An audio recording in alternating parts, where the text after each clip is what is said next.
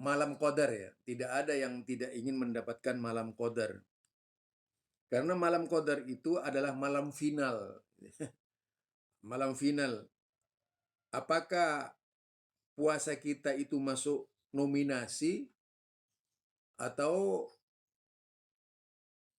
dieliminasi gitu. Seolah-olah seperti itu. Jadi kalau puasa kita ini dieliminasi, artinya puasa kita sia-sia belaka selama sebulan. Sebagaimana hadis Nabi, kam min shaimin, jadi berapa banyak orang yang berpuasa tapi hanya mendapatkan lapar dan dahaga. Tentu tidak ada yang mengharapkan puasanya sia-sia belaka berlalu begitu saja. Semua ingin puasanya diterima oleh Allah Subhanahu wa taala. Di antara salah satu nikmat diberikan Allah di dalam bulan puasa itu nikmat min alfi syahrin, yaitu manakala orang yang beribadah di saat-saat yang ditentukan oleh Rasulullah Sallallahu Alaihi Wasallam, tepatnya malam-malam ganjil yang disebut dengan malam nuzulul Quran itu, sama halnya dengan beribadah yaitu 1000 tahun lebih atau 83 tahun lebih. 1000 bulan lebih ya, atau 83 tahun lebih. Nah, tentu tidak seorang pun yang tidak berharap.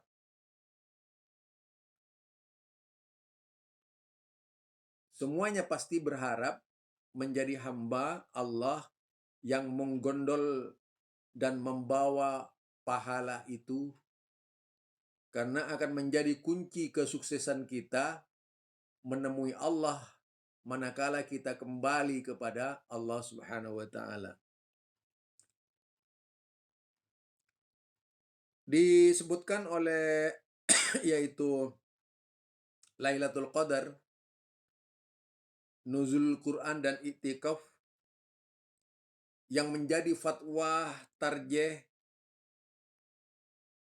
berkaitan dengan Lailatul Qadar, nuzulul Quran dan iktikaf. Jadi dikatakan itu Ramadan merupakan bulan yang di dalamnya diturunkan Al-Quran atau nuzulul Quran sebagaimana yang termaktub dalam surat Al-Baqarah ayat 185. Syahrul Ramadan alladzi unzila fihi al-Quran hudal linnas wa bayyinatin minal huda wal furqan. Itu ayatnya.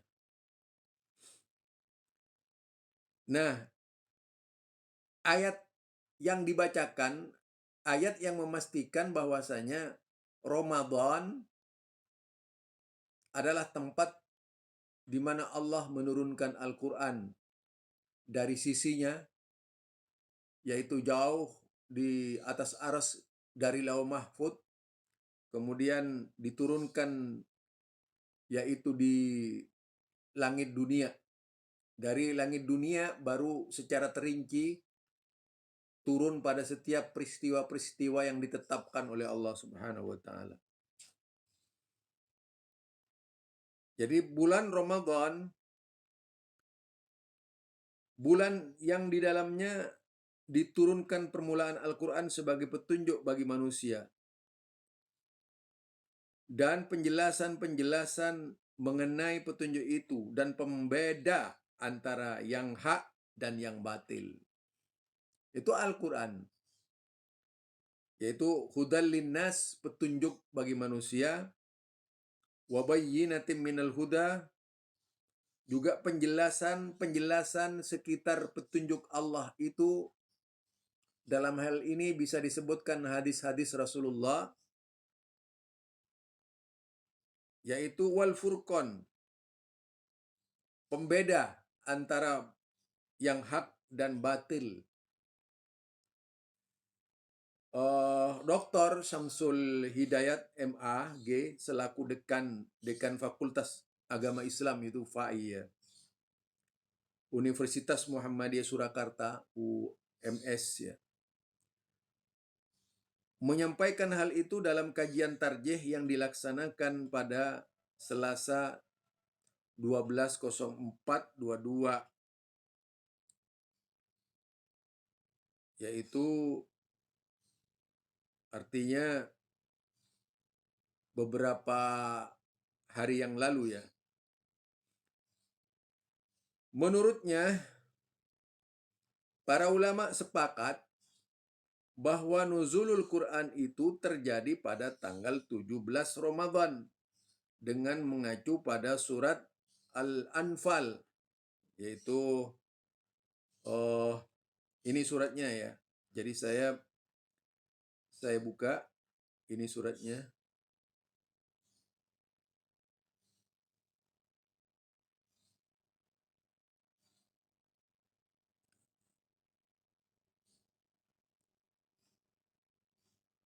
Abaukumul taqal jum'an Allahi liya'lamal mu'minin, dan apa yang menimpa Anda kalian pada hari pertemuan dua pasukan, maka kekalahan itu adalah dengan izin takdir Allah, dan agar Allah mengetahui siapa orang-orang yang percaya. Lah itu ya berkaitan dengan ayat ya. Berkaitan dengan ayat surat Al surat Al-Imran ayat 66 ya. Ntar dulu. Ini ada soalnya banyak yang sama ya.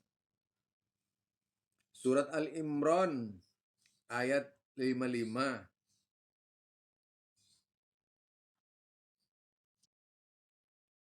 Innal ladzina tawallaw minkum yaumal taqal jam'an innama istazallumuhumus syaiton bi ba'di ma kasabu walaqad afallahu anhum innallaha ghafurur rahim.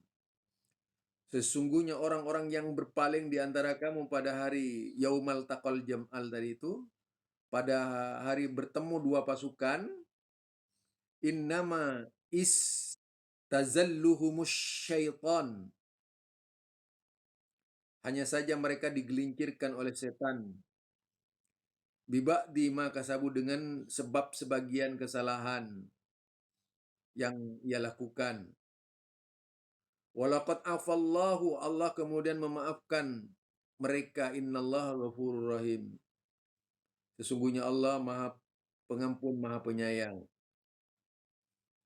Itu jadi kalau dilihat dalam beberapa tafsir ya,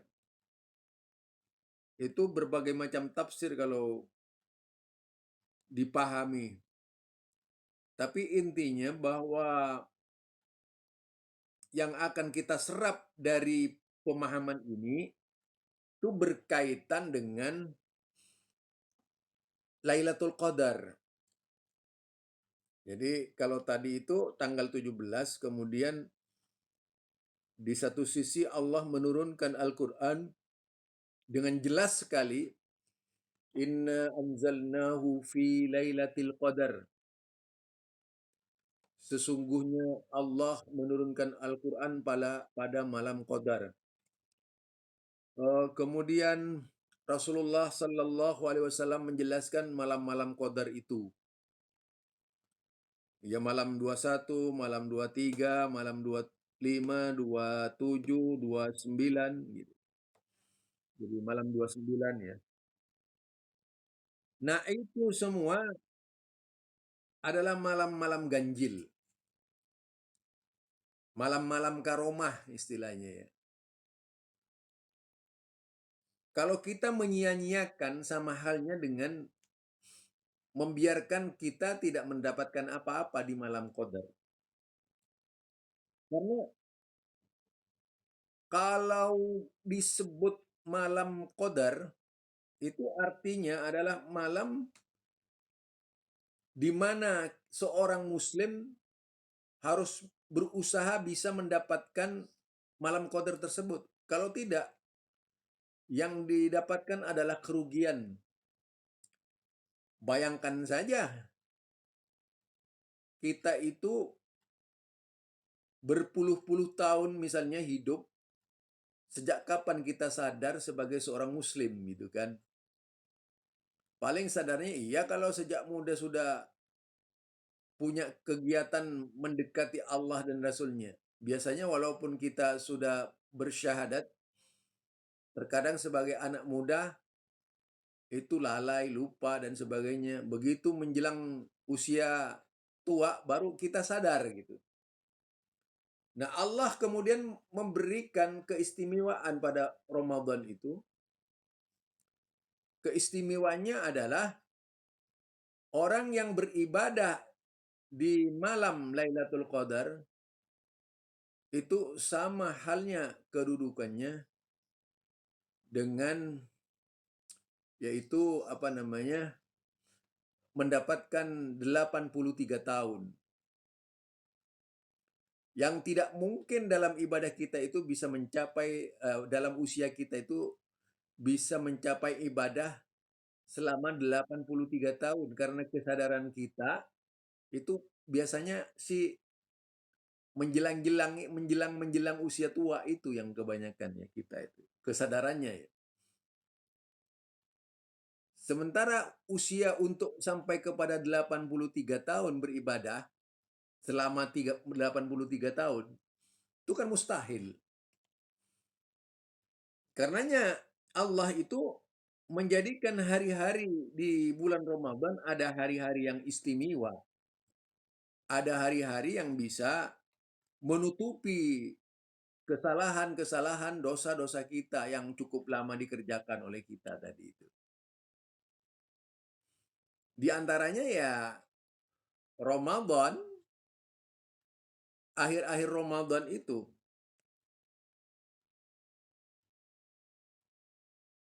Nah, kalau tahu akhir Ramadan adalah hari kemuliaan kita, maka tidak akan menyia-nyiakan untuk tetap tinggal di rumahnya di malam-malam itu, melainkan mengkonsentrasikan diri di masjid. Karena memang jika melihat dari perbuatan Rasulullah Sallallahu Alaihi Wasallam, Lailatul Qadar itu di masjid, bukan di rumah gitu. Rasulullah mengejarnya di masjid. Sahabat mengejarnya di masjid, iktikafnya di masjid gitu. Bukan iktikaf bersama istri di rumah. Itu bukan iktikaf tuh namanya. Yang tentu saja ketika di masjid tidak ada yang dilakukan melainkan zikrullah, yaitu berzikir kepada Allah. Itu ya. Jadi hari-hari yang seperti itu ditetapkan oleh Allah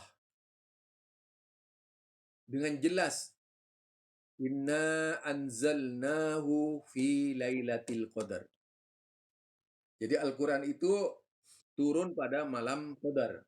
Jadi kami turunkan Al-Quran itu di malam Qadar, yaitu malam ketetapan, malam ketentuan. Wa ma adraka ma lailatul qad. Tahukah kalian apa Lailatul Qadar itu? Jadi istifham namanya itu. Pertanyaan yang kemudian dijawab. Lailatul Qadri khairum min alfi syahrin. Jadi khairun min alfi syahrin.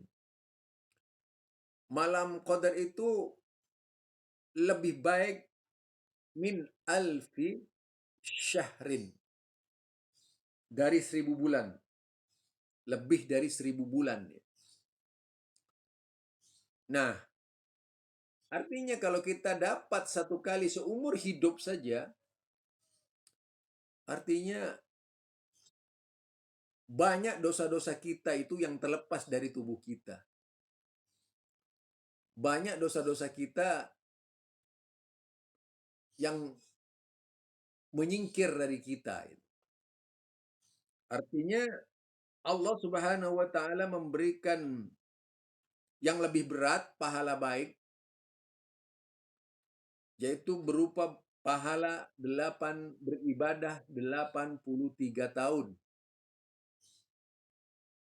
Yang tak mungkin dicapai kalau secara manual kita tempuh itu, melainkan dengan cara-cara pintas ya, yaitu dengan cara bersungguh-sungguh di bulan Ramadan.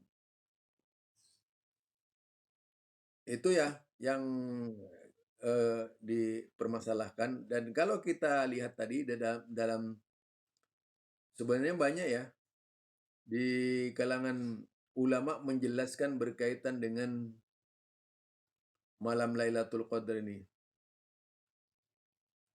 Contohnya ya,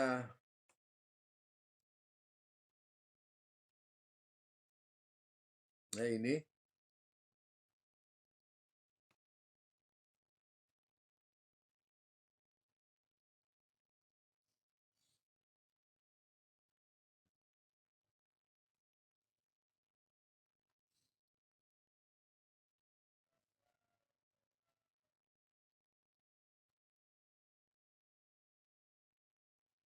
Nah, ini kalau kita lihat di dalam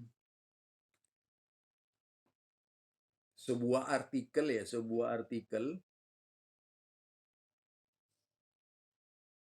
artikel yang berkaitan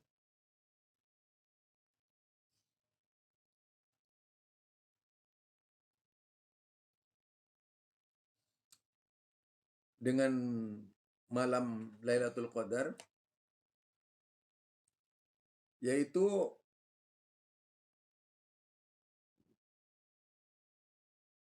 dalil nuzulul Quran. Kalau kita lihat tuh dalil nuzulul Quran. Dalil nuzulul Quran ini sebenarnya adalah dalil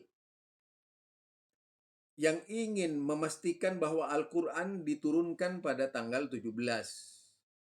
Kemudian di sisi lain dari Baitul Azza ke langit dunia, yaitu Lailatul Qadar tadi, turun pada saat Lailatul Qadar. Lalu secara bertahap keduanya turun sesuai peristiwa itu ke muka bumi secara kisah cerita yang dimulai 17 Ramadan.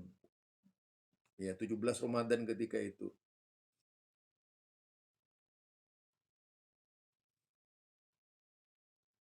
Nah, itu yang bisa dipetik dari sejarah-sejarah Rasulullah, sejarah-sejarah Lailatul Qadar, yang intinya membimbing kita sebagai seorang muslim bagaimana memanfaatkan malam tersebut sebagai malam yang utama, tidak menyia-nyiakan dengan cara lebih meningkatkan kualitas.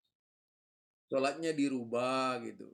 Saya kemarin itu Pak di masjid ngajarin lah bagaimana berjamaah ya. Ya biasa kalau pulang itu setengah 9 sudah selesai gitu. Tapi saya coba jam setengah 11 baru selesai gitu. Begitu saya tanya jemaah itu, aduh Ustaz, begitu saja saya sudah enggak kuat Ustaz. Tapi ada juga orang yang sakit di situ.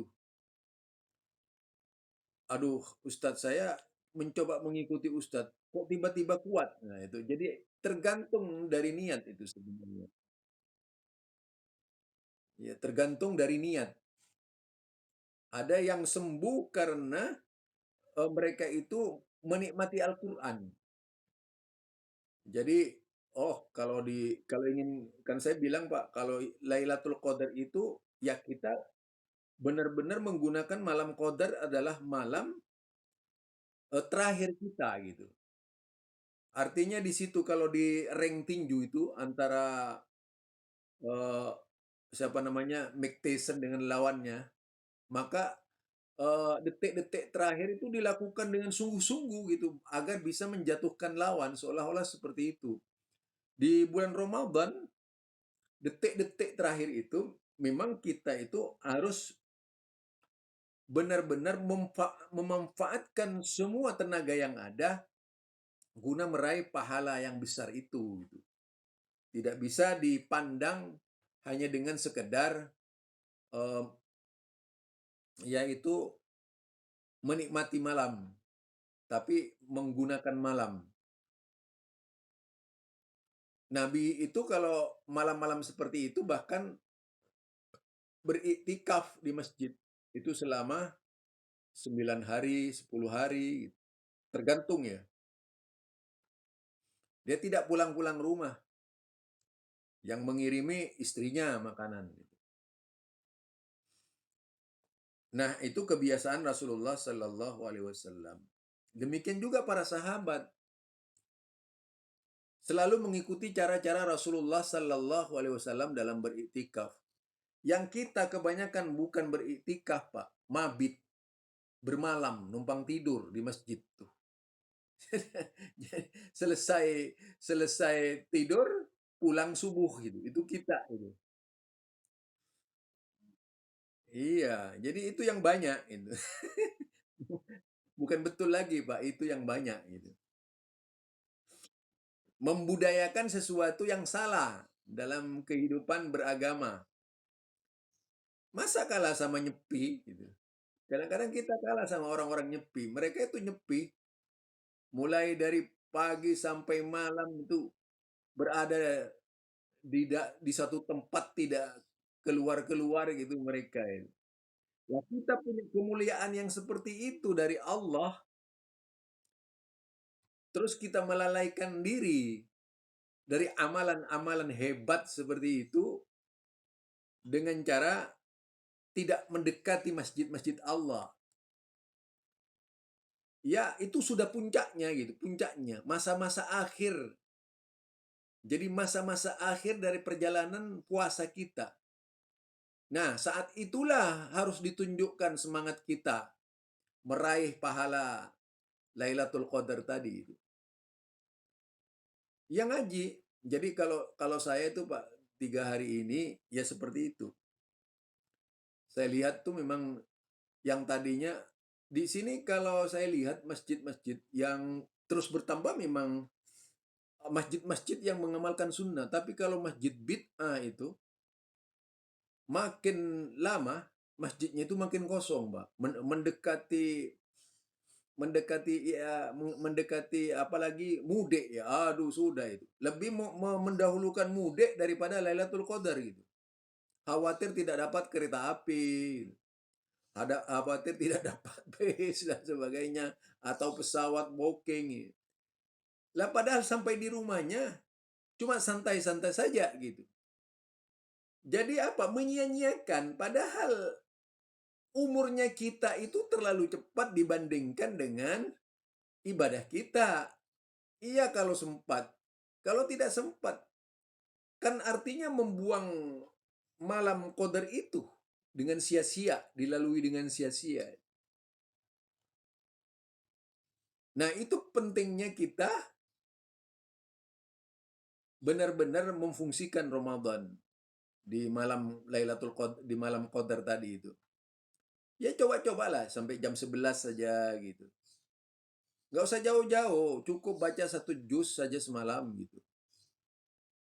Jadi imam. Kalau kalau kalau nggak bisa pakai Quran aja begini, gitu. Dalam rangka yang mencoba nikmatnya beribadah kepada Allah. Ya,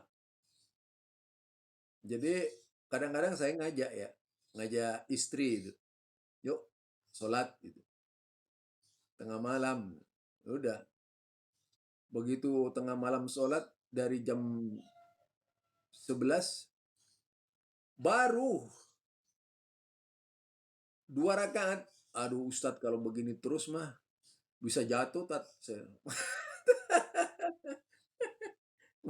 Enggak ah, saya mau tidur. Padahal berdua itu. Nyoba saja saya itu. Jadi di sini,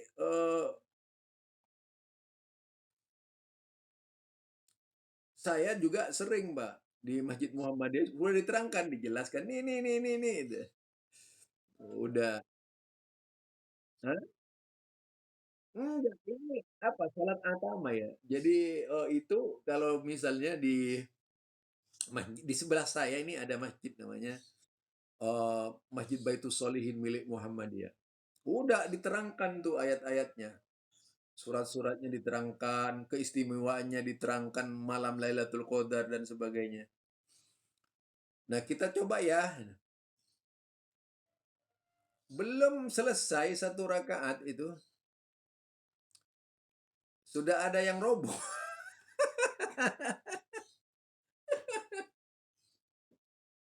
Jadi,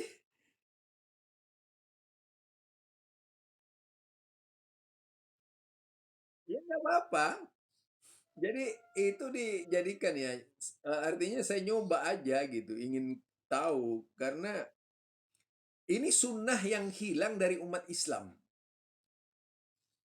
Jadi saya katakan sunnah yang hilang dari umat Islam, Umar bin Khattab saja memerintahkan sebagaimana yang saya riwayatkan itu dalam ceramahkan beberapa minggu yang lalu ya. Itu walaupun 11 rakaat, bayangkan yang dibaca setiap ayat, setiap rakaat itu 200 ayat gitu. Itu 11 rakaat. Saya baru baca surat-surat pendek saja, sudah aduh, gitu. Serunya aduh gitu. Nah ini bedanya ya, usaha untuk bisa meraih malam qadar itu tidak akan bisa kita raih kecuali dengan keikhlasan yang penuh. Jadi kecuali dengan keikhlasan yang penuh gitu. Itu yang tentu saja kita harapkan. Jadi benar-benar tubuh kita itu dibuat fit gitu. Tubuh kita dibuat kuat dan diniatkan akan melaksanakan malam qadar itu. Nah, kita cita-citanya ingin meraih surga Royan, tempatnya orang yang berpuasa, ingin meraih surga yang dijanjikan oleh Allah. Sementara pekerjaan kita itu ya sebatas itu saja, beribadah kepada Allah itu. Padahal sudah dijanjikan malam ini terakhir, kata Allah, ini malam terakhir. Malam terakhir kalian, cobalah kalian itu benar-benar memfungsikan malam terakhir ini untuk mendapatkan ampunan, maufirah, rahmat dari saya, dari aku, kata Allah. Tapi kita justru tidak seperti itu, Pak. Saya dulu itu di Pondok Gede itu juga begitu. Jadi kalau mendengar ceramah, wah iya iya iya iya iya Ustadz, ya Ustadz. Baru mau mulai sudah dibisikin, aduh Ustadz, udah Ustadz ya baca yang pendek-pendek saja. Padahal itu sengaja malam Lailatul Qadar. Saya Pak terus terang kalau ada masjid yang seperti itu ya, karena itu apalagi saya kalau sendirian ya. Itu kalau sudah malam-malam 21, malam 23, malam 24, 25, 27, 29, biasanya itu adalah malam yang sangat berfungsi bagi saya ya. Jadi tidak menyia-nyiakan itu. Karena apa? Itu sunnah Nabi. Nabi itu seperti itu. Bahkan Nabi tidak pulang-pulang dari masjid, beribadah kepada Allah, membangunkan istrinya, membangunkan keluarganya, mereka beriktikaf di masjid. Itu iktikaf Pak, saya tertarik kemarin itu di Masjid Al-Muttaqin, ya. Masjid Al-Muttaqin itu. tertarik. Jadi sudah yang disiapkan, Pak, bukan panitia itu bukan menyiapkan nanti misalnya, nanti menghabiskan Quran 1 juz, oh enggak begitu. Apa nanti sahurnya yang akan dimakan? Ja jadi mempersiapkan sahur saja gitu, ya Allah. Ini kepanitiaannya lengkap, Pak. Masjidnya gede, wah, semuanya serba dibuat wah itu. Mulai dari karpet itu udah yang lembut banget gitu. Jadi kalau tertidur sedikit langsung pulas gitu. Saking lembutnya apa namanya karpet sholat itu gitu. Ya Allah kata saya. Jadi yang dibicarakan oleh panitia itu ini menyiapkan sahur. Jadi belum ada panitia misalnya, "Bapak, nanti siap nggak sholat misalnya 1 juz?" Itu belum pernah dibicarakan itu. "Ayo kita nanti malam baca apa ya?" Gitu. Nggak ada. Jadi rata-rata menghabiskan waktu mereka itu di malam kadang-kadang ngaji sebentar, tidurnya lebih banyak gitu. Nah, itu, kebiasaan tradisi dalam masjid-masjid kita itu.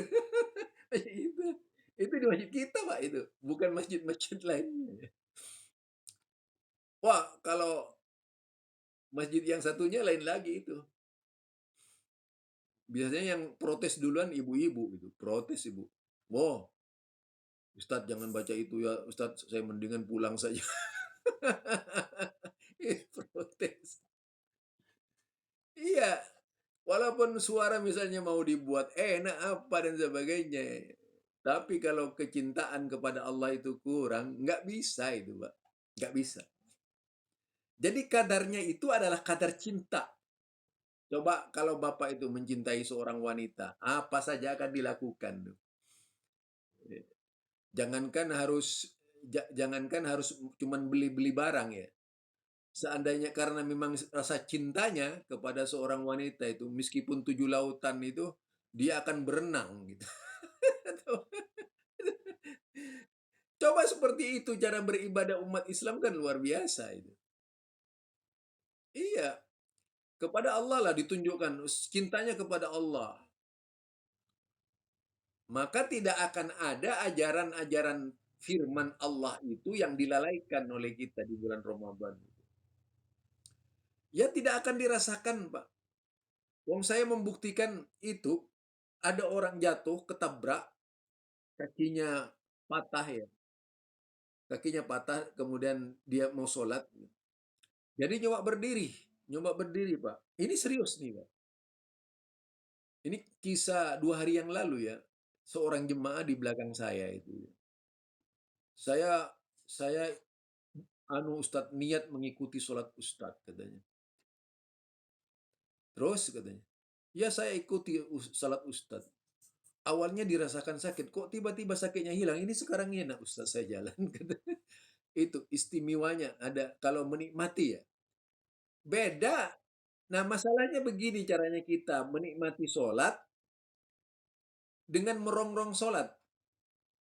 Kalau orang yang menikmati sholat ini, ketika datang ke masjid, dia sudah membawa niat untuk mendengarkan bacaan iman dengan sebaik-baiknya. Jadi bacaan imam itu diikuti dengan sebaik-baiknya. Dia niatnya sudah seperti itu.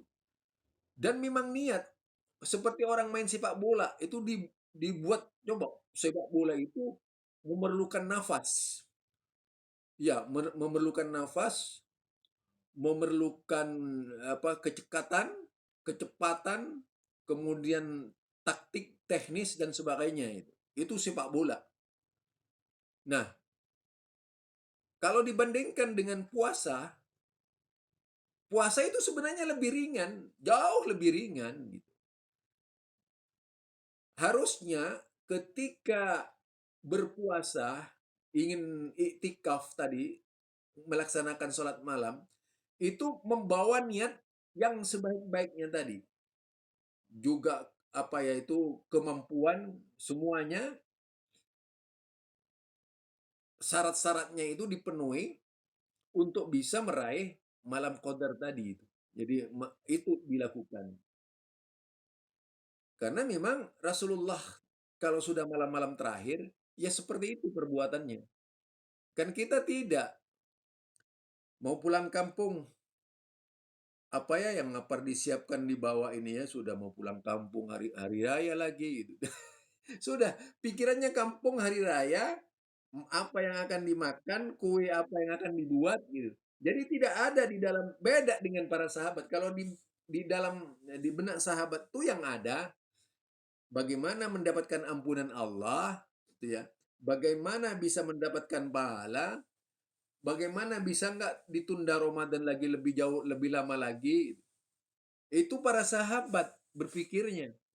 Kalau yang kita kan seandainya bisa puasa dikurangi aja lah, jangan 1 bulan gitu. Seminggu saja. Itu ya. Itu bedanya. Jadi yang dipersiapkan bukan upaya mendapatkan malam Lailatul Qadar, malam Qadar tadi. Tapi yang dipersiapkan yaitu berbagai macam menu dan paket untuk pulang kampung. Itu yang banyak, Pak. Nah, sudah. Akhirnya masjid-masjid itu di Jakarta pada tanggal-tanggal H7 itu, nah itu sudah mulai sepi sudah masjid-masjid di Jakarta. Karena pulang kampung. Jadi puasa itu identik dengan pulang kampung. Itu celakanya itu. Jadi kalau sudah puasa identik dengan pulang kampung, ya pada akhirnya untuk meraih pahala yang dijanjikan oleh Allah, ya sia-sia belaka. Yang seharusnya pulang kampung itu jangan dimasukkan ke daftar gitu. Malah ini dimasukkan ke daftar lebih awal. Jadi apapun yang dipersiapkan, mah, ya, ntar ya kalau pulang kampung siapkan ini ya, siapkan ini ya, ya ini. Nah, itu itulah yang mengurangi semangat umat Islam. Umat Islam Indonesia ini tidak bisa Pak diajak jihad tuh.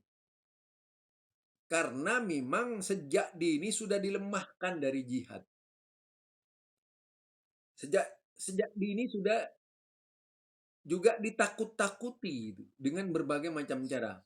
Umat Islam melaksanakan ibadah apa adanya lah itu. Seperti itu seolah-olah itu. Sehingga untuk lebih perhatian lagi kepada ajaran Islam, itu menjadi sirna mereka itu. Menjadi lemah. Ya. Tidak lagi melaksanakan ajaran sunnah. Akhirnya keluar dari sunnah. Jadi itu yang kita lihat ya dari malam qadar. Padahal malam qadar itu adalah malam yang penuh kenikmatan tadi. Jadi inna anzalnahu fi lailatul qadr wa ma adraka ma lailatul qadr. Lailatul qadri khairum min alfi syahrin. Nah, di situ apa peristiwa yang akan terjadi bagi mereka mereka yang menikmati malam? Disebutkan tanazzalul malaikatu warruh. Itu malaikat dipimpin Jibril melakukan pemantauan di mana-mana orang berpuasa itu. Jadi dikatakan di warruh fiha biidzni rabbihim min kulli am. Itu dilakukan setiap hari itu. Setiap hari dilakukan oleh Jibril memantau atas perintah Allah. Tuh datangi si B, si C dan sebagainya. Nah, begitu kita lagi duduk-duduk merokok, malaikat datang juga. Wow, ini jadi ada di sini. Nggak mencari nikmat dan ampunan Allah, justru cuma merokok saja. Dilaporkan, ya Allah, saya ketemu dengan hambamu ya Allah, tapi bukan berada di masjid, sedang merokok dia ya Allah. Dilaporkan begitu tuh. Jadi ini yang banyak disia-siakan oleh kita, Pak. Disia-siakan. Waktu itu dihabiskan sia-sia. Gitu. Jadi kegiatannya itu, aduh, maaf Pak ya. Jadi kalau kita ingin mencontoh misalnya, ini nggak apa-apa ya. Artinya sebagai contoh saja. Kalau teman-teman, Pak, teman-teman Salafi ini, teman-teman Salafi. Saya kagumnya terhadap mereka ini. Kalau kita di Muhammadiyah sebenarnya aturannya bagus, aturannya wah hebat, Pak, di Muhammadiyah ini. Mengenai salat malamnya, coba bayangkan di Muhammadiyah, fala tas'alun an husnihinna wa tulihinna. Jangan tanya panjang apa baik dan panjangnya. Itu teori yang ditulis oleh Muhammadiyah itu berbab-bab dalam tarjih ini, Pak. Kita lihat ini tarjih ini. Benar itu. Tapi dalam pelaksanaan tidak seperti itu kita itu. Justru kalau kita perhatikan teman-teman Salafi, Pak. Ini serius, Pak. Bayangkan. Itu dari seluruh penjuru dia bawa mobil, Pak. Mereka itu memang niat sholat.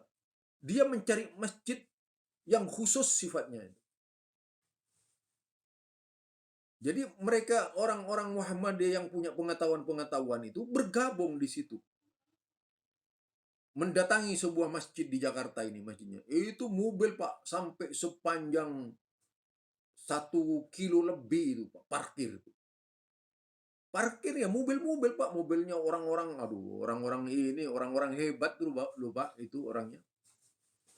Tetapi ternyata dia tidak dikalahkan oleh dunianya, tidak dikalahkan oleh hartanya itu. Walaupun kekayaan mereka itu luar biasa. Saya melihat itu bos-bos yang datang ke situ. Bayangkan, Pak, dia berangkat sesudah berangkat ketika mau sholat Isya. Berangkat. Habis itu jam 8 dia sholat Isya. Habis itu sholat sunnah, rawatib tuh, ba'da Isya. Baru kemudian sholat qiyamul Ramadan. Itu selesai jam 12 malam, Pak. Setiap hari itu begitu tuh.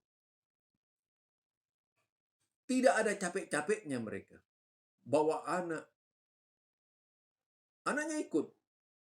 Jadi itu juga memberikan rezeki kepada tukang parkir di situ ya. Sepanjang 1 kilo, Pak, itu, Pak, mobil tuh. Kanan kiri. Padahal itu jalan raya di Jakarta itu. Jalan besar itu.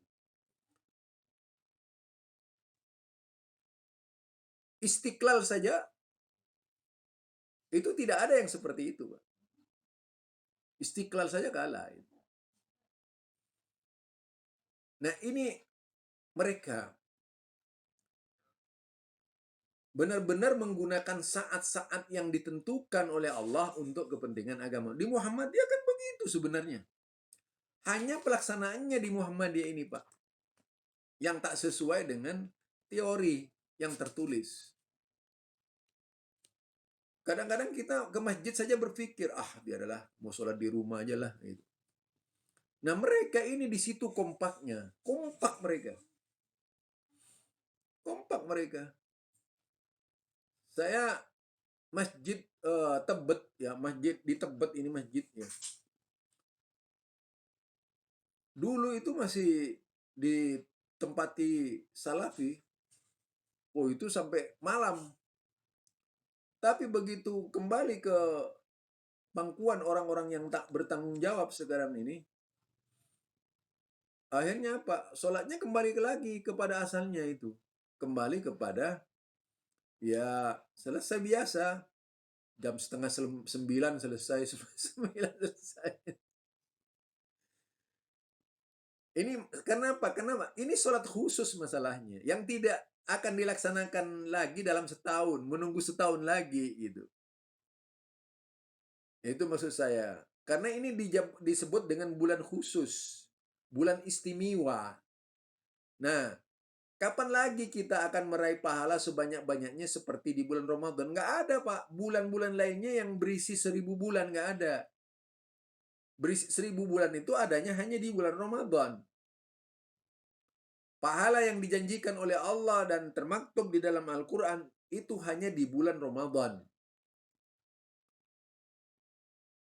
Makanya di dalam hal ini kita itu jangan menyia-nyiakan. Gunakan malam ini sebaik-baiknya meraih pahala dari Allah. apa ya, kita tunjukkan rasa kita kita kita itu harus malu, Pak, kepada Muhammadiyah itu. Muhammadiyah. Nah, kita mendeklarasikan diri sebagai Muhammadiyah. Ya maka kita harus malu kepada Muhammadiyah itu. Kenapa kita harus malu kepada Muhammadiyah? Karena kita berjanji dengan nama itu untuk mengikuti jejak Nabi Muhammad sallallahu alaihi wasallam dalam beribadah terutama. Kalau seseorang itu ibadahnya unggulan, itu akan merubah sikap dan perbuatan orang tersebut dari sehari-harinya itu. Saya terus terang saja, kalau kemudian ada yaitu pengajian-pengajian mereka itu iri. Saya ini Pak dari ya itu kalau saya, makanya saya itu lebih banyak sekarang kalaupun diundang itu kadang-kadang saya menolak ya sekarang ini setelah melihat itu. Nah, itu manfaatnya kadang-kadang lebih banyak merasa itu di YouTube gitu. Manfaatnya banyak itu. Nah, kemudian di sisi lain kita sering mengadakan kajian di darat itu tidak ada solusinya. Iya, sering gitu. Seolah-olah yang disebut pengajian itu hanya wacana. Nah, padahal di Muhammadiyah ini kalaupun ada aktualisasi, kadang-kadang aktualisasinya itu tidak tidak apa namanya tidak sempurna, lebih bersifat parsial aktualisasinya. Contoh misalnya, aktualisasi di bidang tarbiyah dengan aktualisasi di bidang ubudiyah itu berbeda, Pak. Kalau tarbiyah, aktualisasi bidang tarbiyah karena berbicara nilai, baik dari nilai pendidikan juga nilai uang. Itu umumnya kalau tarbiyah, pendidikan. Nah, ini biasanya memerlukan konsep yang luar biasa di Muhammadiyah untuk diimplementasikan, diwujudkan, dibuktikan gitu. Menjadi sebuah kegiatan di Muhammadiyah. Agar cepat sampai kepada tujuan. Biasanya seperti itu. Tetapi di sisi lain, semangat kita itu lemah, yaitu dalam semangat ubudiyah lemah itu. Padahal kalau kita lihat semangat ubudiyah itu harusnya lebih hebat dari semangat tarbiyah. Harus menjadi asas tarbiyah gitu.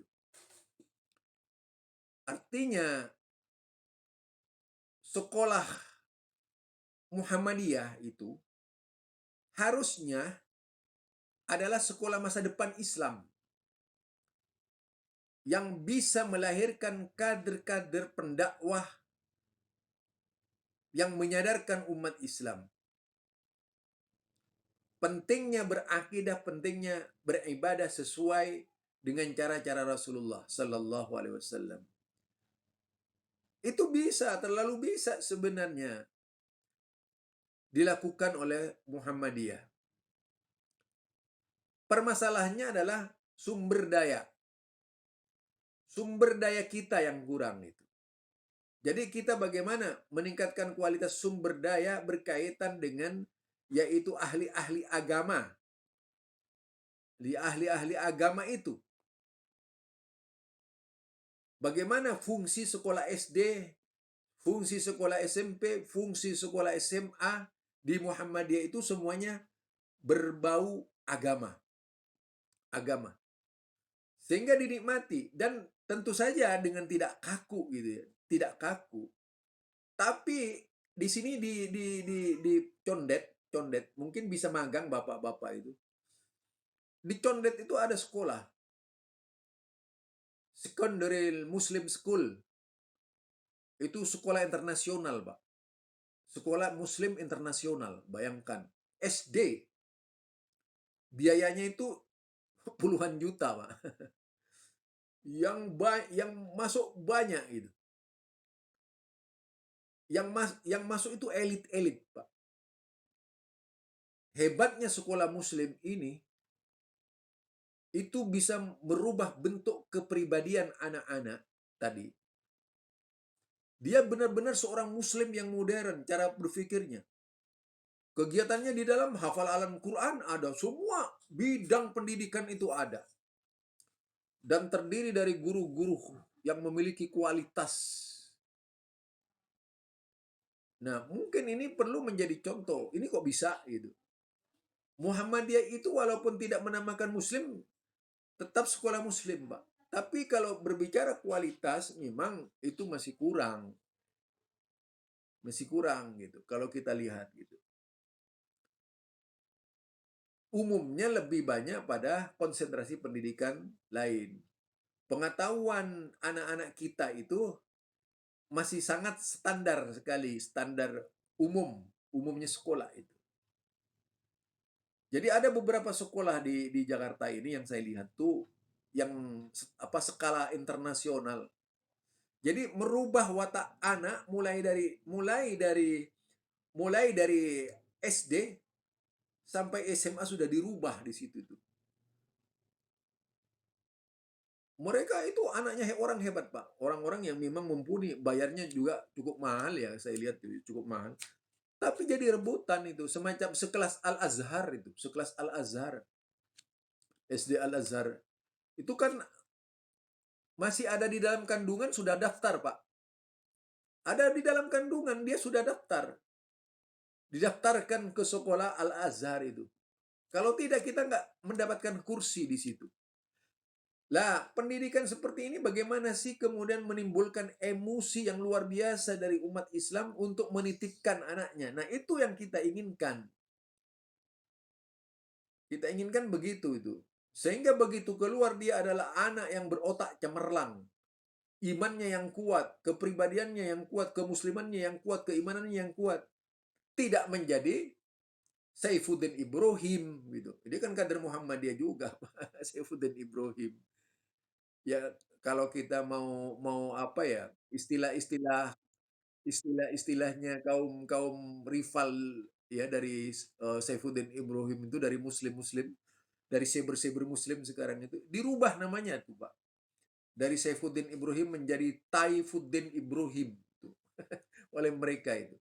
Karena banyak melakukan hal-hal yang merugikan terhadap Islam. Makin lama di Amerika sampai sampai oleh anaknya didoakan Bapak segera mati saja daripada bikin masalah.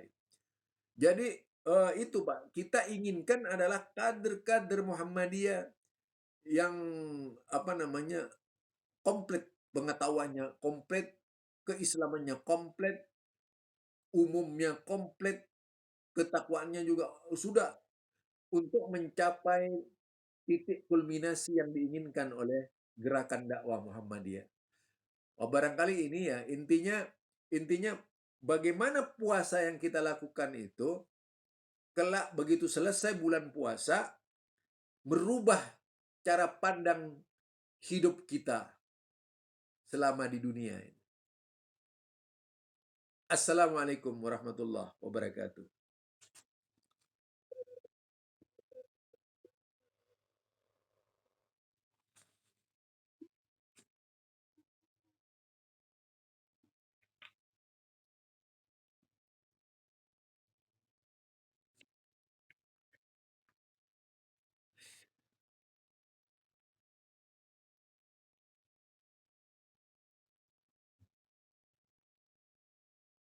Waalaikumsalam.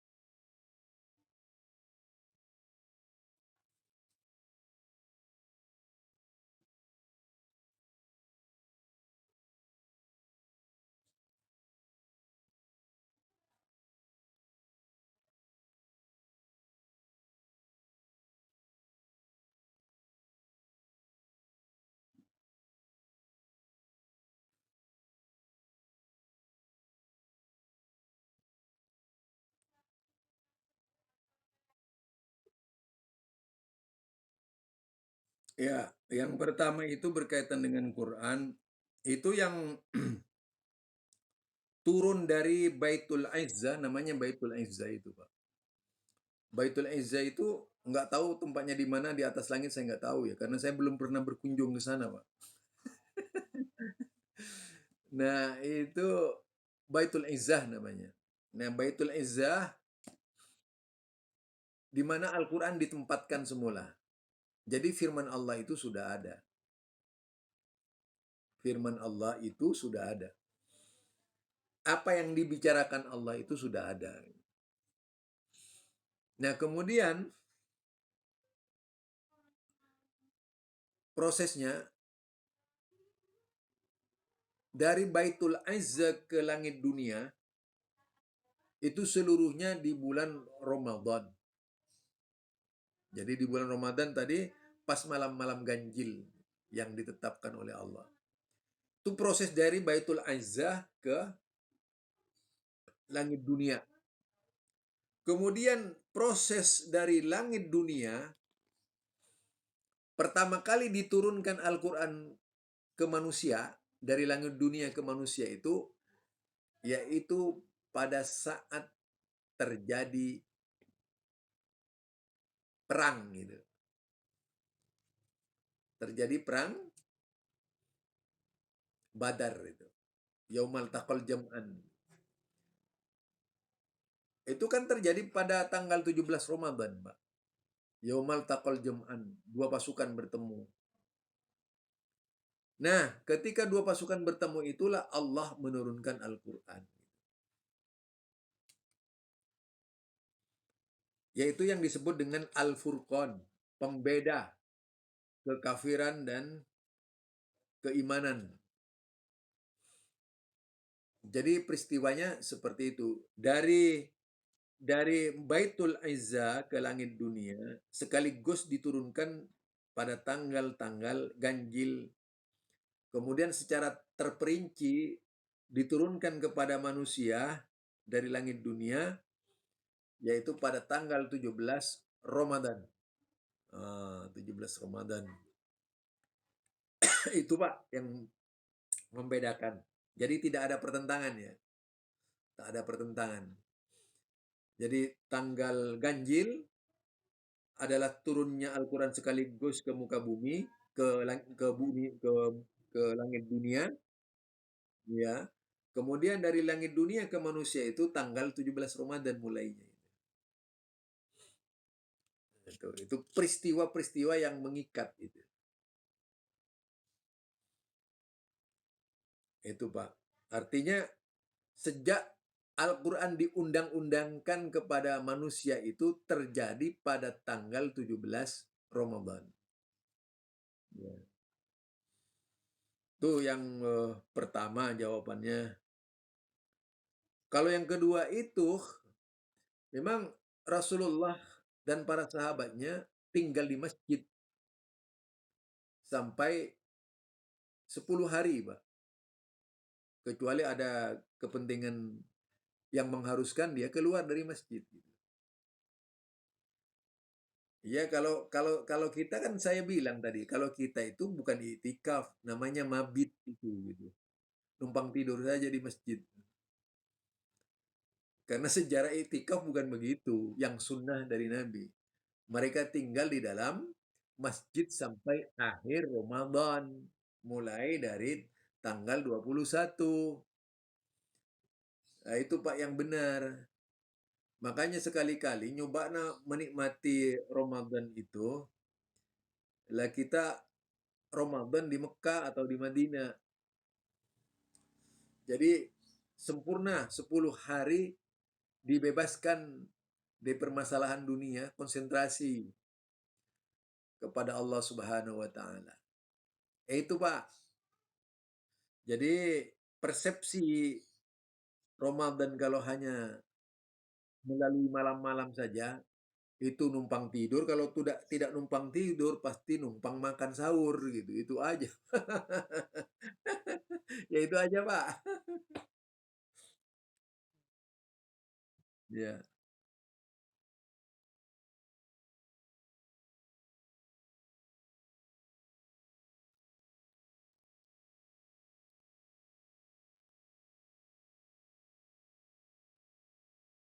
Ya, silakan Pak Piling.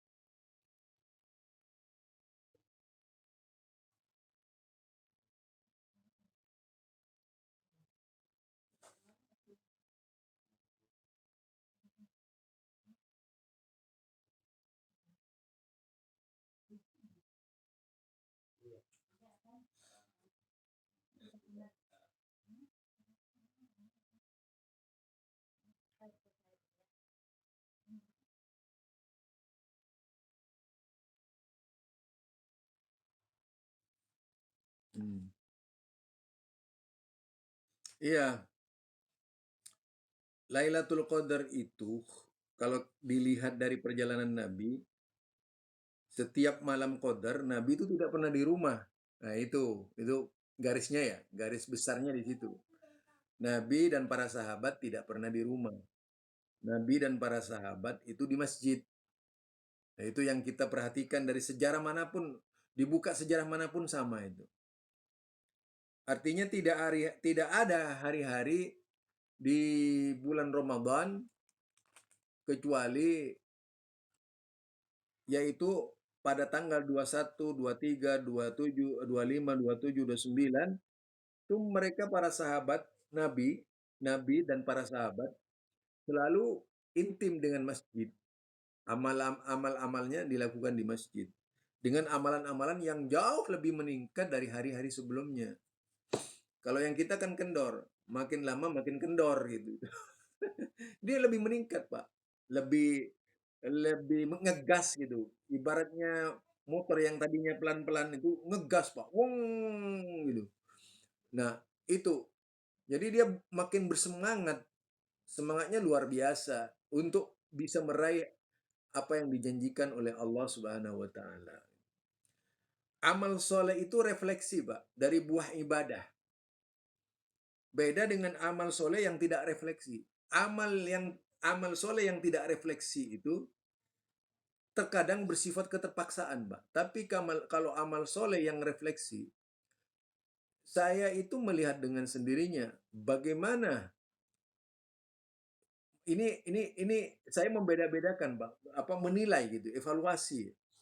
Soal soal buka buka bersama saja. Buka bersama ini nasinya orang, amal solehnya orang yang tidak dibina dalam ibadah dan amal solehnya orang yang dibina dalam ibadah. Itu berbeda dari sisi kualitas. Orang yang sudah intim dengan masjid dan merasakan dunia itu tidak ada artinya. Maka uang baginya itu tidak ada artinya. Karena apa? Coba Bapak nggak usah jauh-jauh ke permasalahan ini. Bapak lihat itu oh, apa namanya video Boim, Boim Wong itu, videonya Boim. Nah, Boim ini artis Pak. Dia dulunya bukan Muslim, tapi kemudian Islam. Sampai saya berpikir seharusnya orang seperti ini yang jadi presiden, kata saya. Nah, kalau kita lihat, dia duet bermiliar-miliar, Pak. Ya, bermiliar-miliar. Di YouTube-nya dia sampai mencapai 20 juta subscriber. Bayangkan dia datang belusukan mulai dari Batam sampai ke Pulau Madura itu, Pak. Ngasih duit kepada orang-orang yang membutuhkan tidak habis-habisnya itu. Karena duit datang setiap bulan. Belum lagi yang RCTI. Dia tidak berpikir, Pak. Dia setiap ngasih duit, apa yang terkesan di jiwa saya itu? Tolong Pak, Bapak dengan uang ini, selain berusaha, Bapak harus sholat. Oh, itu. Dek. Sholat. Jadi kita dengarnya, orang membutuhkan seorang ibu yang sudah diketahui, itu Pak, mungkin sudah ribuan orang yang ditolong ya oleh Boim itu. Itu dia sudah tidak berpikir lagi hartanya di rumahnya itu. Karena terlalu berlebih-lebihan. Banyak artis tapi tidak bisa Pak kayak gitu semua itu. Tidak bisa. Tidak semua bisa itu. Ada lagi itu di Yogyakarta namanya siapa? Hasan. Hasan JR itu di Yogyakarta. Dia Muslim yang diikat dengan ibadah tadi itu. Muslim kemudian rasa rasa empati yang tinggi. Apa? Dia bantu orang-orang, Mbak. Padahal subscribernya baru 4 juta. Tapi dia keliling Yogyakarta itu. Orang-orang Yogyakarta. Kalau Boim kan nasional. Sampai pernah Boim Pak itu Pak berhenti di Batam, Batam Riau itu. Batam ya. Pak masuk Riau ya Pak ya. Nah, itu di Batam dia pasar pasar di suatu kecamatan di Batam. Itu ada beberapa eh, kedai baju-baju itu itu beberapa kedai itu dibeli semuanya dan semua pembeli itu gratis Pak. Yang bayar Boim gitu. Itu satu contoh. Sampai pergi ke pasar berapa toko beberapa tempat pisang-pisang itu. Nah, pisang dihabisin, Pak. Pak, ini pisang berikan saja kepada orang, total semuanya berapa gitu.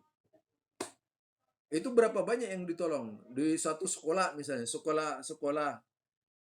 Nah, penjual-penjual yang di sekolah itu suruh makan gratis seluruh anak-anak sekolah, yang bayar itu Boim. Jadi gerakan-gerakan seperti ini kan nggak lumrah ya bagi mereka yang coba orang DPR saja nggak melakukan itu kok.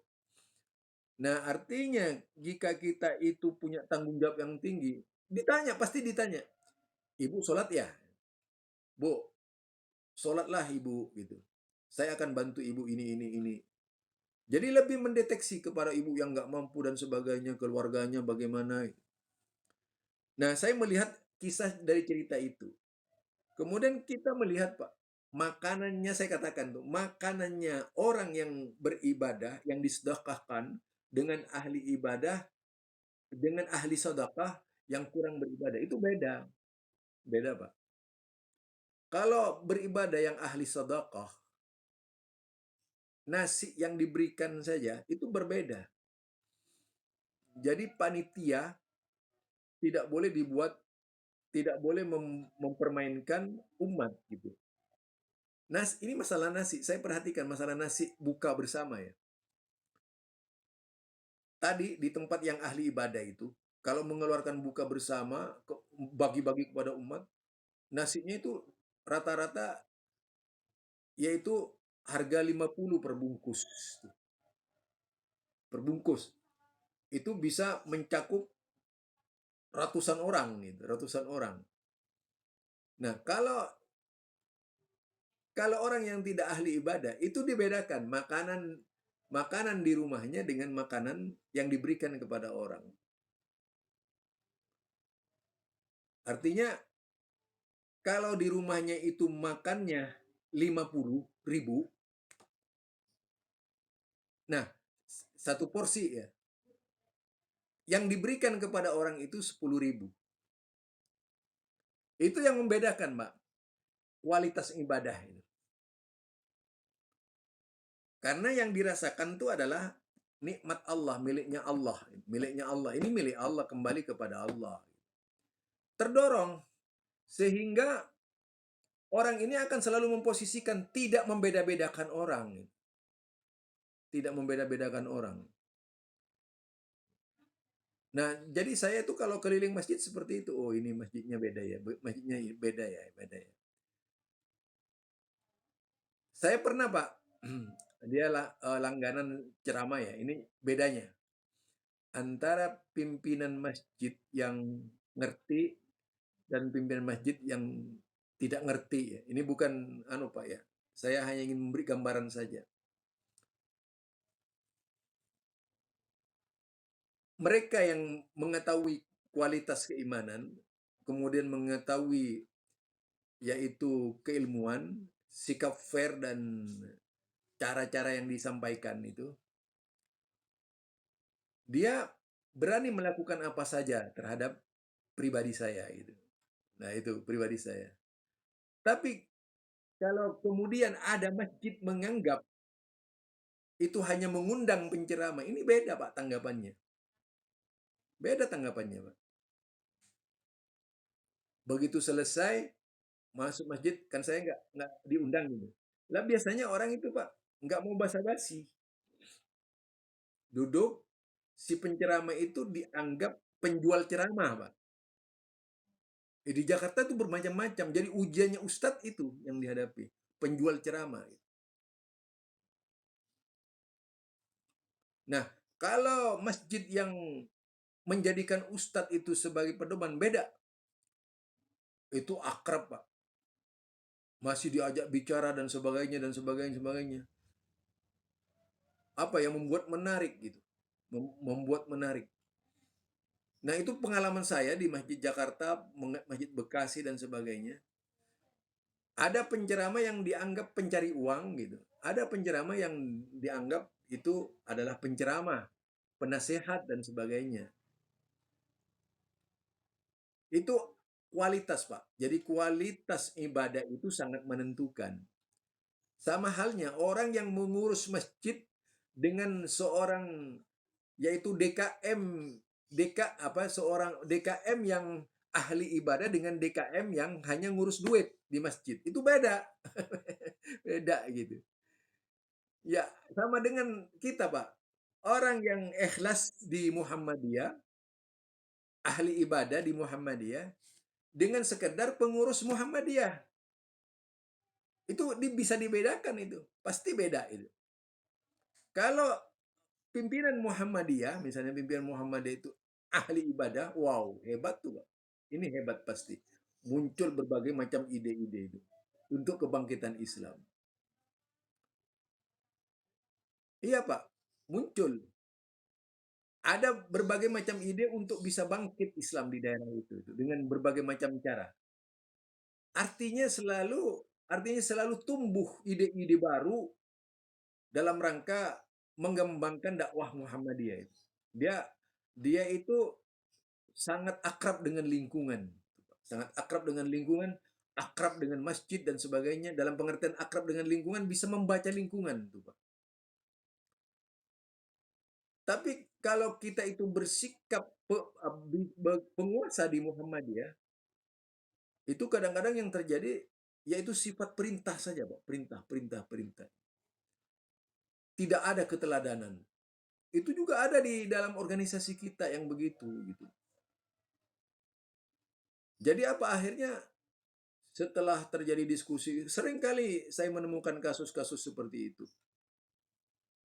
Yang ternyata memang itu sangat apa namanya?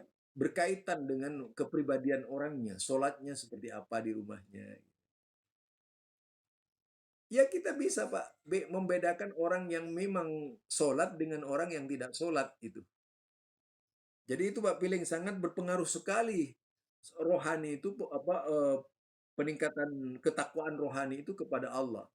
Menentukan baik buruknya yang diberikan kepada orang. Solehnya seseorang itu ditentukan gitu. Apa soleh dalam pengertian cuman baik saja atau soleh menurut agama gitu.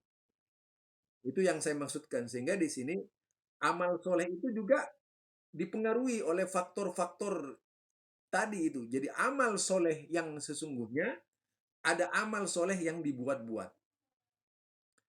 Ya biasanya jelang-jelang kampanye itu kan banyak begitu. Itu Pak Piling.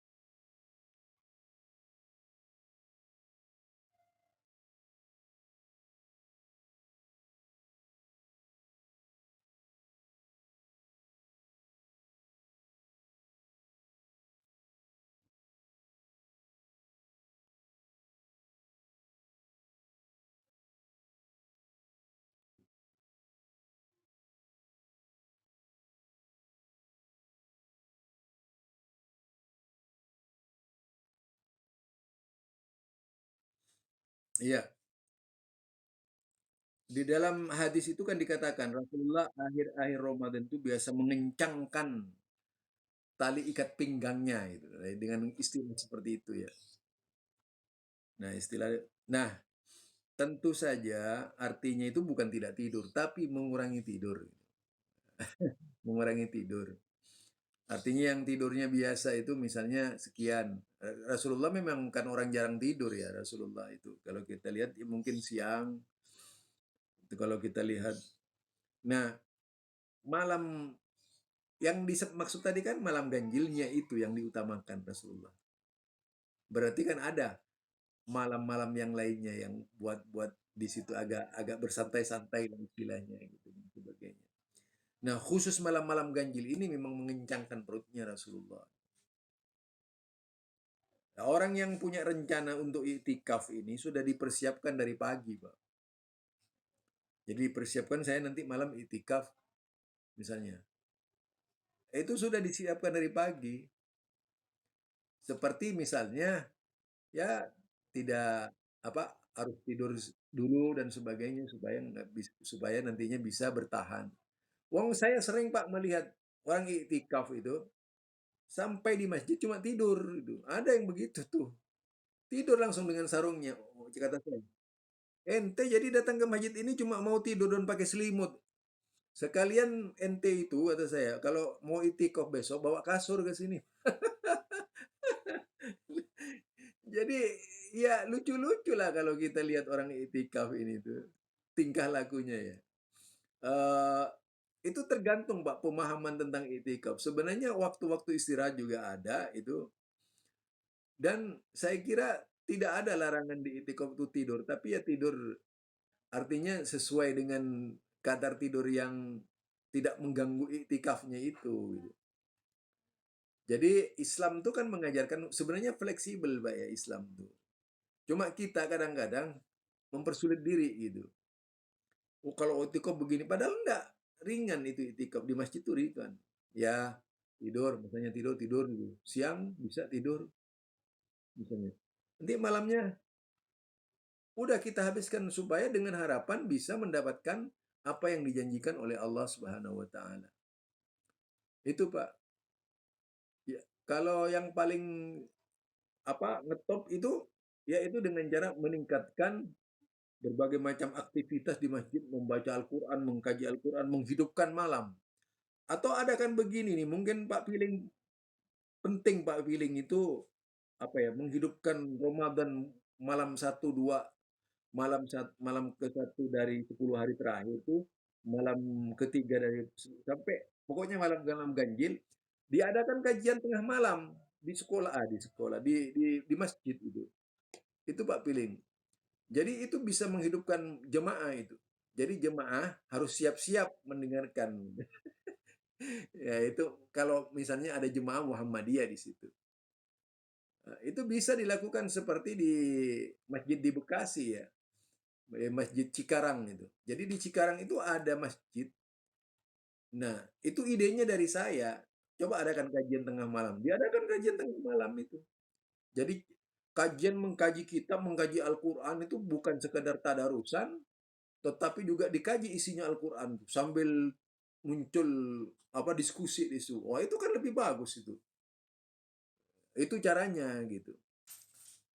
Mencari kegiatan yang meningkatkan pada kualitas ketakwaan, ketaatan, kepatuhan dan juga mempererat rasa persaudaraan di situ.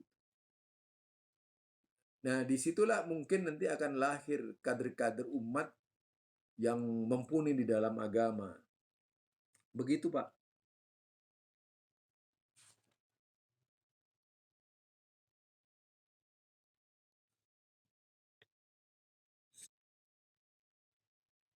Hmm, hmm, hmm,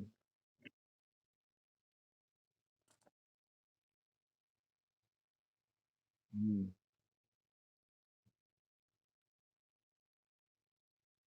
hmm,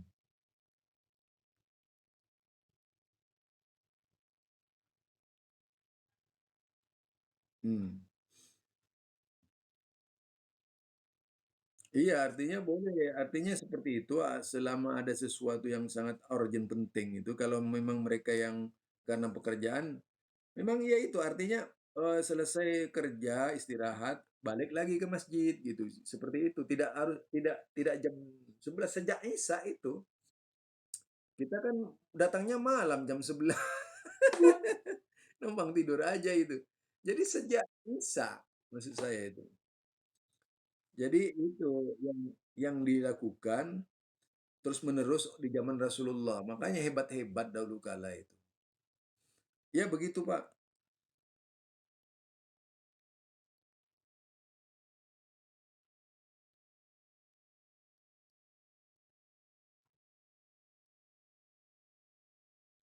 Waalaikumsalam.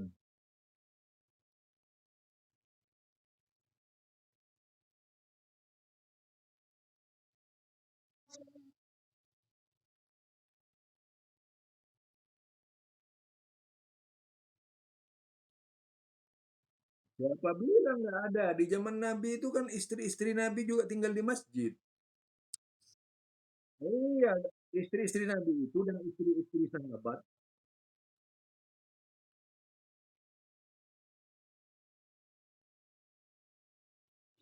Kalau melihat dari teks-teks hadis ya, kecuali tarawih dan iktikaf, ini berlaku secara umum.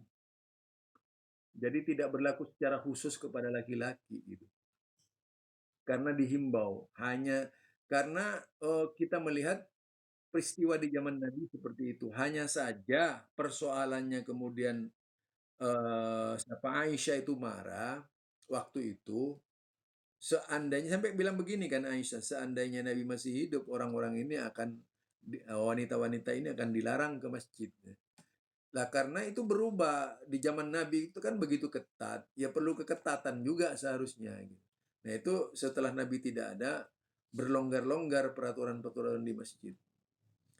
Nah, ini sifatnya khusus, khusus ya. Jadi istri-istri Rasulullah itu di malam-malam seperti itu tuh ada di masjid. Dia ada kamar khusus di masjid tuh, ada tempat khusus itu. Itu yang bisa kita baca dalam sejarah ya. Artinya memang iktikaf itu tidak harus laki-laki, wanita juga boleh. Disunnahkan malah itu. Begitu, Ibu.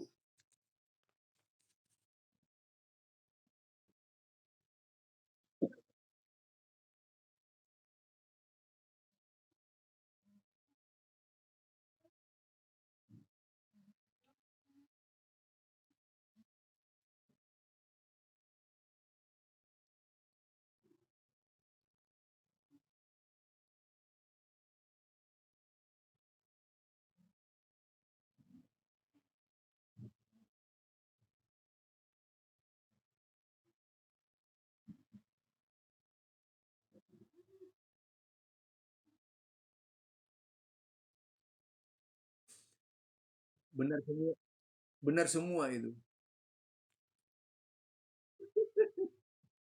Benar semua. Jadi nggak ada yang salah, semuanya benar itu.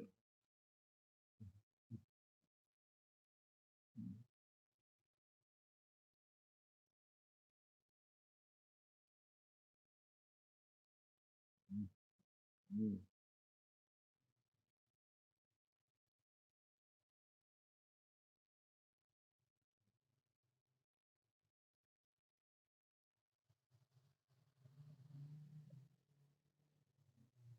Ya enggak lah, itu nggak ada itu yang begitu, Mas. Itu hanya ya kaum-kaum orang yang memilah-milah saja itu. Dari sunnah tidak ada, dari hadis tidak ada, dari Quran tidak ada. Jadi orang aja ngarang-ngarang gitu. Hanya hal-hal yang apa ya, orang gatel ya umum lah gatel itu. Jadi hal-hal seperti itu tidak jadi masalah. Iya.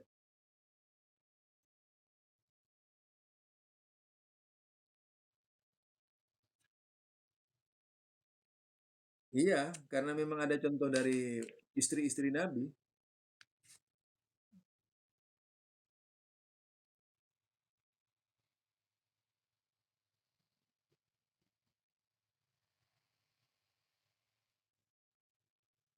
Saya membacanya dari peristiwa istri Rasulullah dan para istri para sahabat ya. Mereka ini berebutan. Eh, Rasulullah itu kalau tidak mengatakan sebaik-baik soft wanita itu di belakang gitu ya. Itu artinya masih punya kebaikan wanita itu. Kebaikannya pahalanya akan sama dengan pria itu, yaitu di belakang tadi itu. Di belakang laki-laki kan begitu. Itu Ibu. Jadi kualitas ya silakan.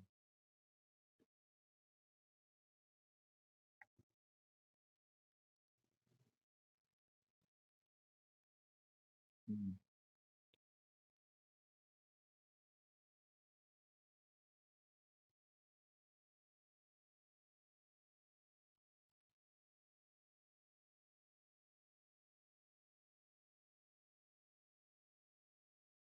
Hmm. Hmm. Hmm.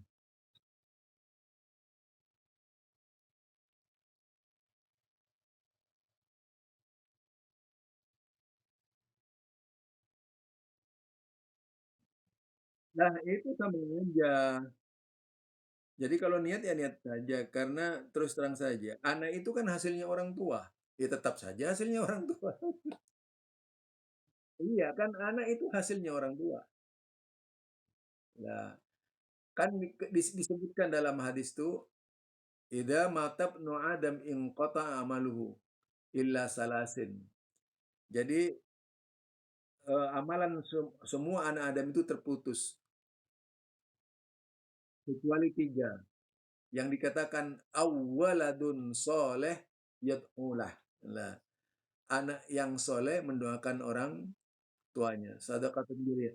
Itu mengalir terus tuh, mengalir kepada orang tuanya karena orang tuanya itulah yang membuat kita hadir ke dunia gitu.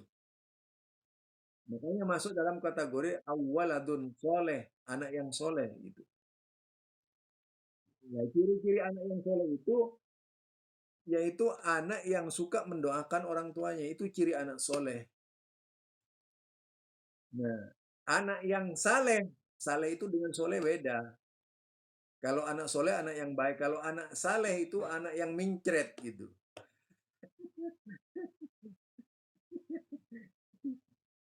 Itu biasa nggak peduli dengan orang tua, gitu. Nggak peduli. Jadi disitulah yang membedakan ya. Artinya apa yang dilakukan oleh anak itu bisa bisa dengan sendirinya menjadi syafaat kepada orang tuanya gitu. Apa yang dilakukan oleh anak itu. Itu sesuai dengan ayat-ayat Quran. Syafi'an li ahlihi. Itu akan menjadi syafaat kepada seluruh keluarganya. Itu anak yang soleh. Nah, di sini tentu saja ketika kita berbuat baik kepada seseorang, sekaligus tuh berbuat baik kepada orang tua artinya kita itu. Artinya juga orang tua mendapatkan pahalanya dari perbuatan kita. Sebaliknya kalau anaknya itu jahat, orang tuanya juga bisa dapat dosa itu. Karena perbuatan anaknya, misalnya anaknya tidak pernah diajarin baik gitu. Ya itu tanggung jawab orang tua kelak di hadapan Allah gitu. Begitu. Ya,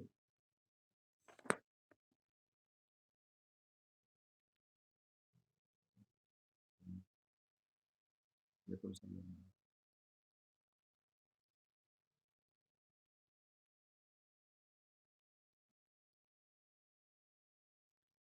Waalaikumsalam. Ya.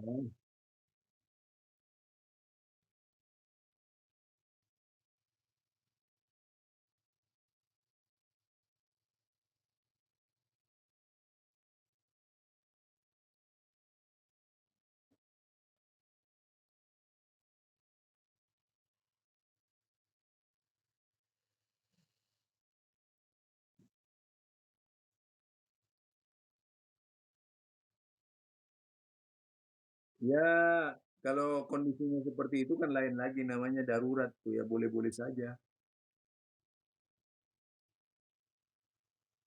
Jadi itu kan sifatnya darurat ya. Sesuatu yang sifatnya darurat ya boleh-boleh saja gitu.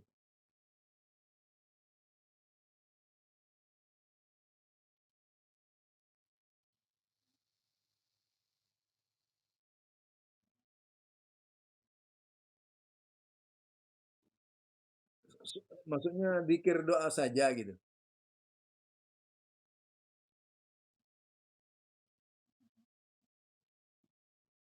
Oh, ya itu kalau kalau nggak apa-apa juga sih kalau memang sudah keadaannya begitu atau nggak apa-apa kalau bisa itu kan kalau sholat yang dilarang ke depan.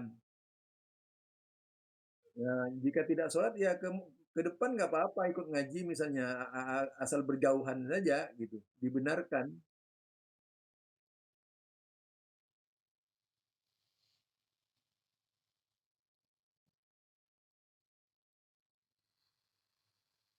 Oh, yang kalau apa pengurusnya nggak bisa diajak merembuk dihidupin aja itu kan soal teknis saja menurut saya. Bu.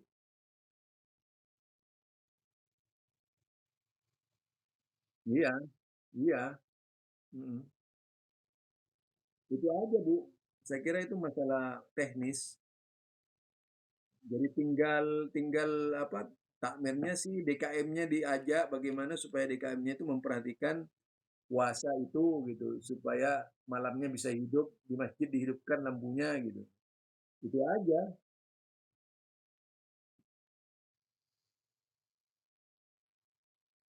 Ya ya. Hmm.